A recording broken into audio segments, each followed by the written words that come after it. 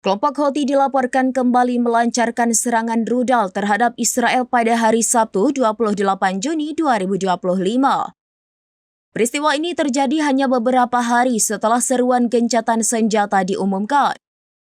Menurut laporan dari kantor berita Yaman Sabah, serangan tersebut memicu bunyi sirine peringatan di berbagai wilayah Israel bagian selatan, menandakan adanya ancaman yang mendekat.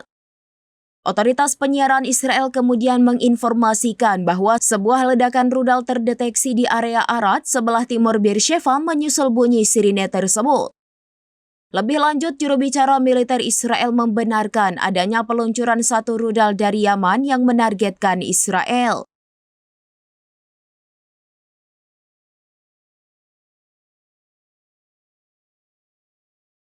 Download Tribun X sekarang, menghadirkan lokal menjadi Indonesia.